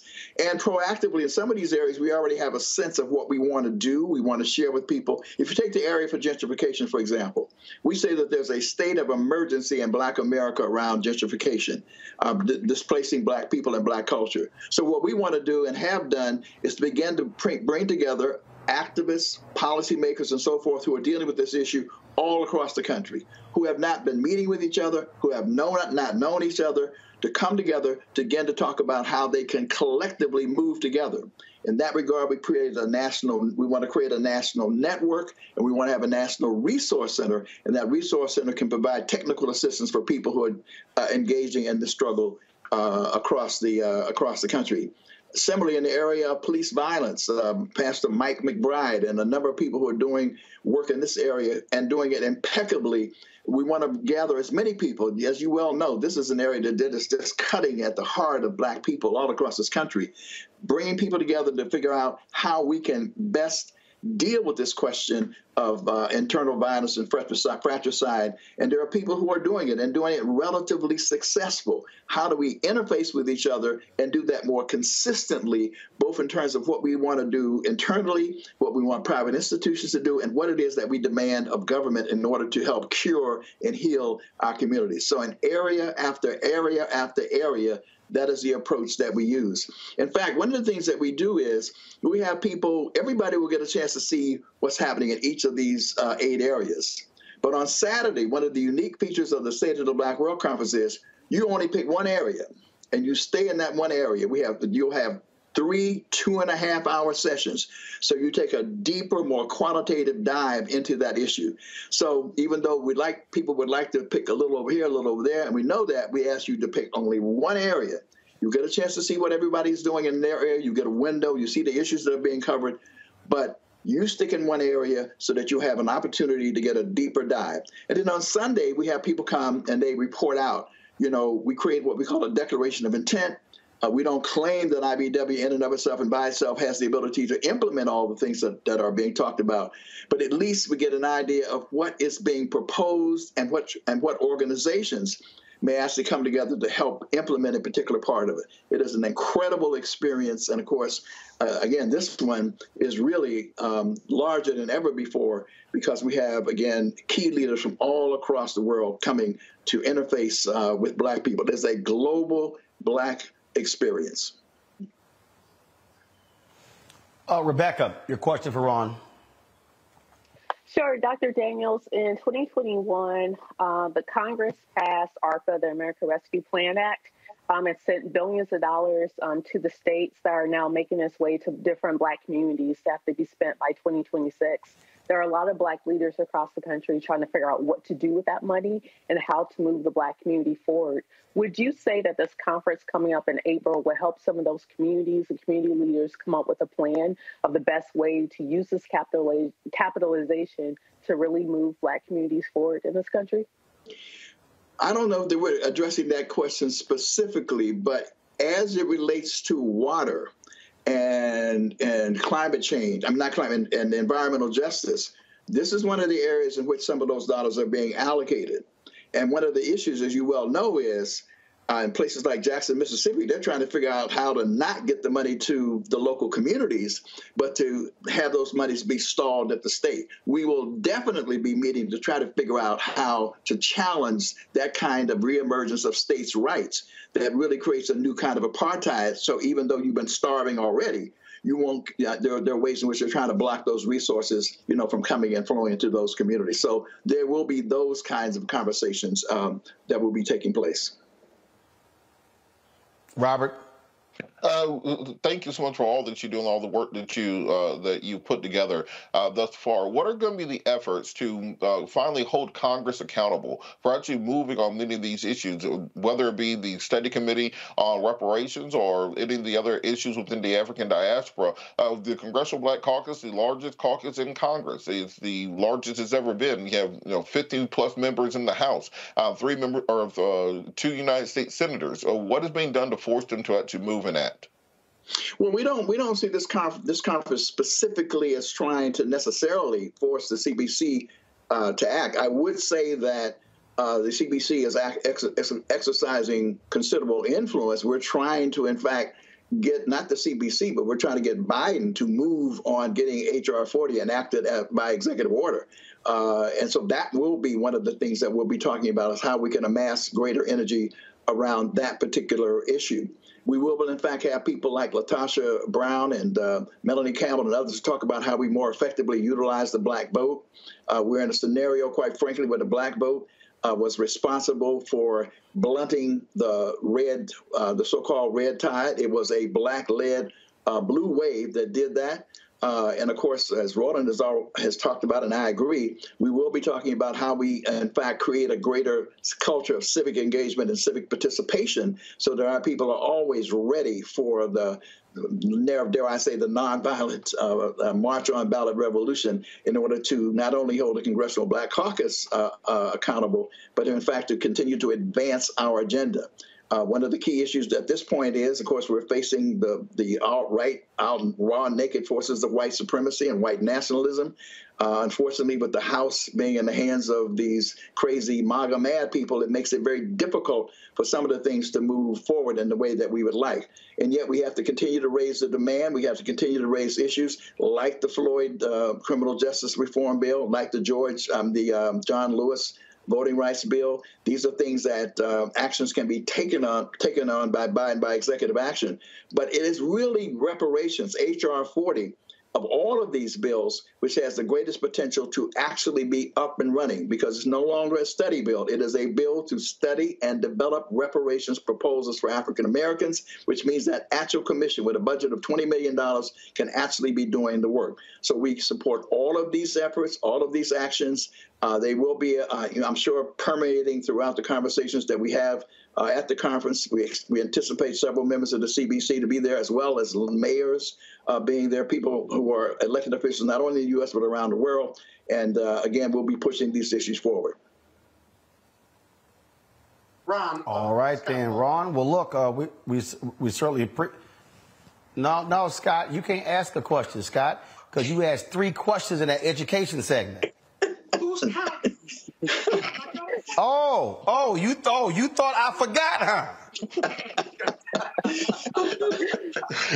You thought I forgot. I don't forget nothing. I thought you were sleeping. No. No, son. No. I want to meet Scott. I remember everything. Ron, tell people where to go. Ron, tell people where to go to get more information on the conference.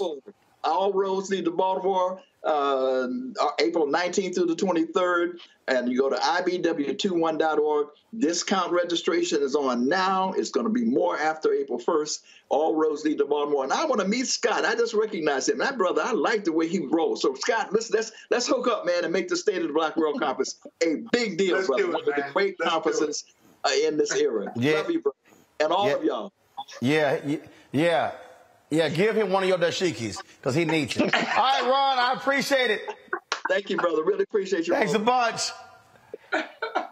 Y'all, TikTok is next. You're watching Roland Martin Unfiltered, the blackest show out here. Back in a moment. Hatred on the streets, a horrific scene, a white nationalist rally that descended into deadly violence. White people are losing their damn minds. As an angry pro-Trump mob storms the U.S. Capitol, we're about to see the rise of what I call white minority resistance. We have seen white folks in this country who simply cannot tolerate black folks voting. I think what we're seeing is the inevitable result of violent denial. This is part of American history. Every time that people of color have made progress, whether real or symbolic, there has been what Carol Anderson at Emory University calls white rage as a backlash. This is the rise of the Proud Boys and the Boogaloo Boys. America, there's going to be more of this. Here's all the Proud Boys, guys. This country is getting increasingly racist in its behaviors and its attitudes because of the fear of white people. The fear that they're taking our jobs, they're taking our resources, they're taking our women. This is white fear.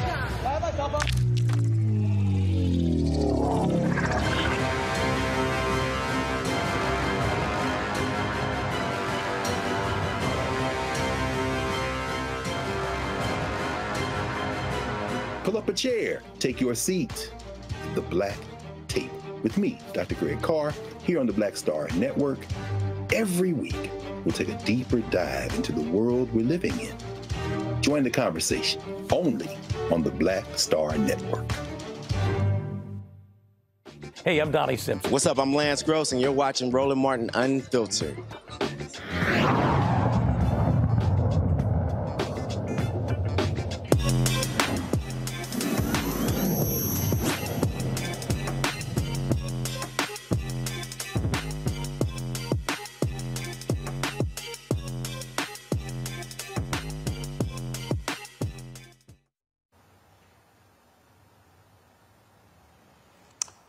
Folks, we talk about education. This is critically important for us, and the idea of charter schools have been growing in popularity. Parents want more choices when it comes to their children. But what about a virtual charter school? My next guest is Adam Mangano, Chief Product Officer for Optima Ed from Naples, Florida. He currently lives in Las Vegas, and it's a virtual reality charter school, which is obviously a very interesting concept. So, Adam, glad to have you here. So explain to us this Optima Academy, a virtual reality charter school? Absolutely, Roland. Thank you so much for having me. Imagine our students being able to travel back in time or to travel to the moon. It's a profoundly more interesting experience for our students to learn conceptually.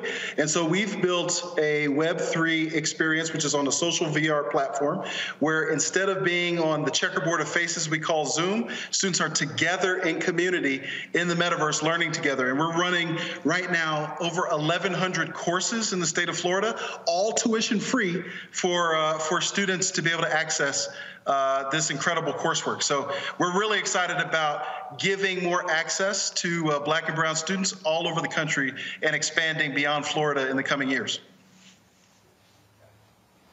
And so walk us through this.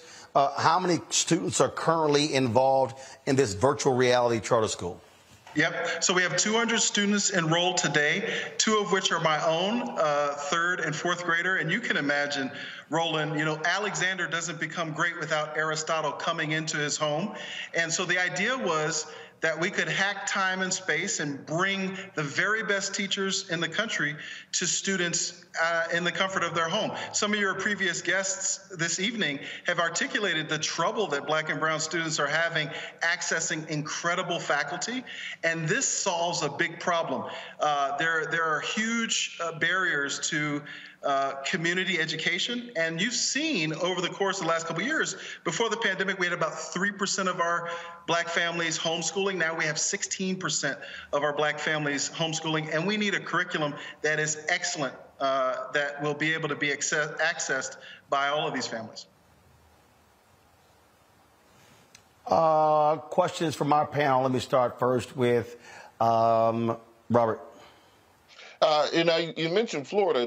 Ron DeSantis ain't gonna try to come shut you down or anything, as you know. They don't really like Black folks learning too much stuff. So, but I think the idea of this is outstanding. Can you kind of talk about how you're working to get this into the hands of more families? Because I think this is an outstanding concept. How can we make sure more people know about this and more people are able to participate?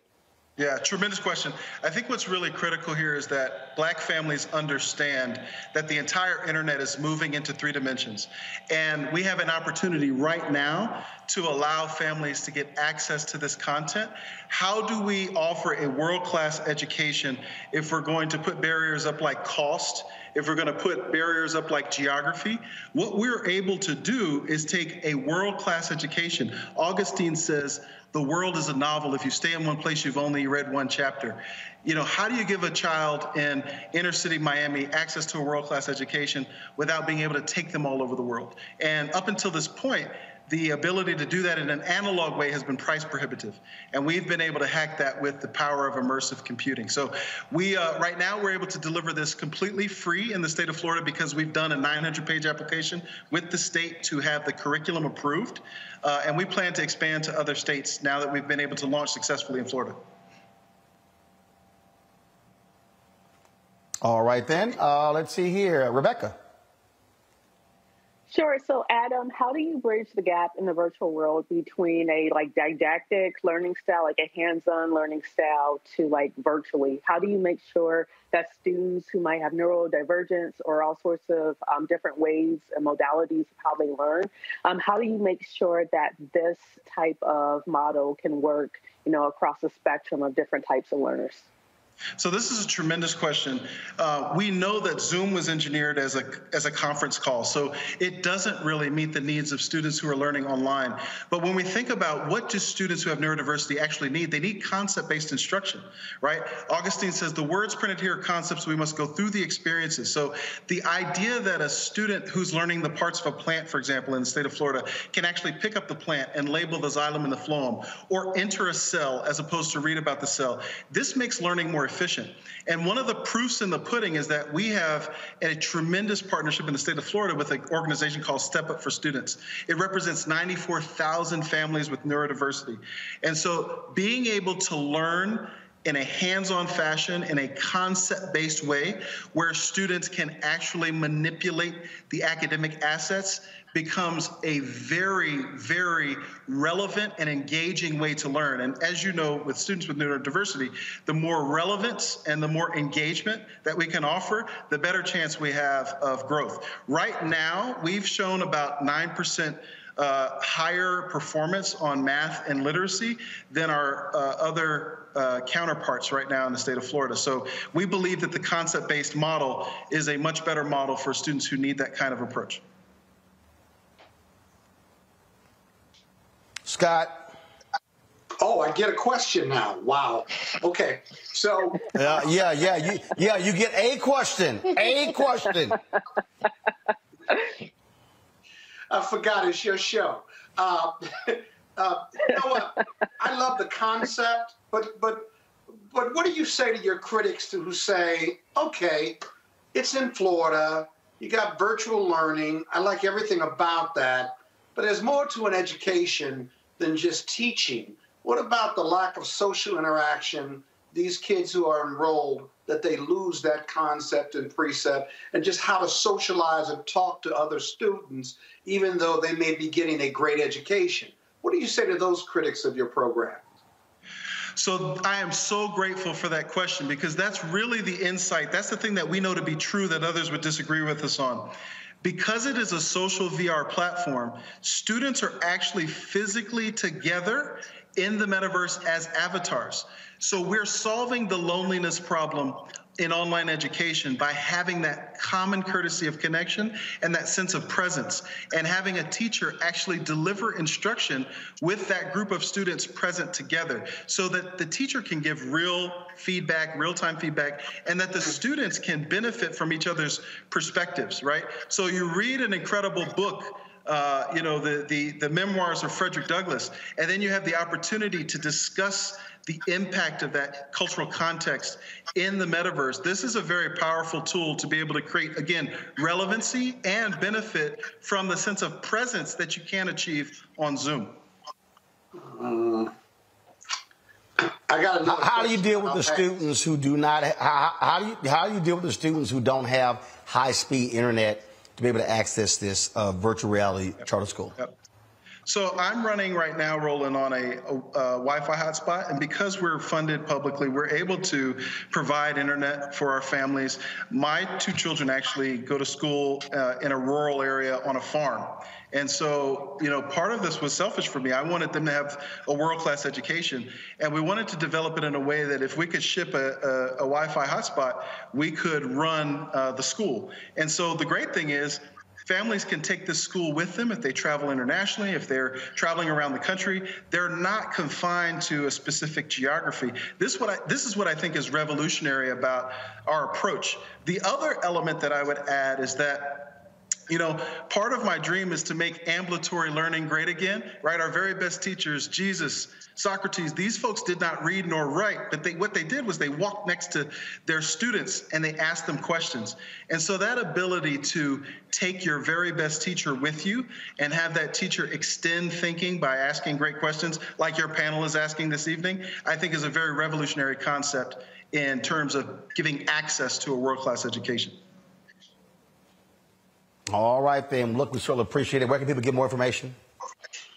Oh, absolutely. Check us out at optimaed.com, and our school is Optima Academy Online. You can see us, check us out on Twitter, YouTube, and Instagram as well.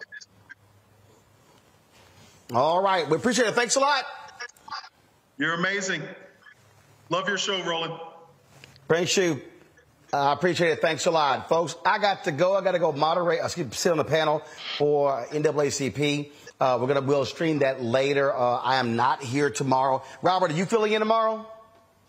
Nobody told me yet, but if you need me to, Okay.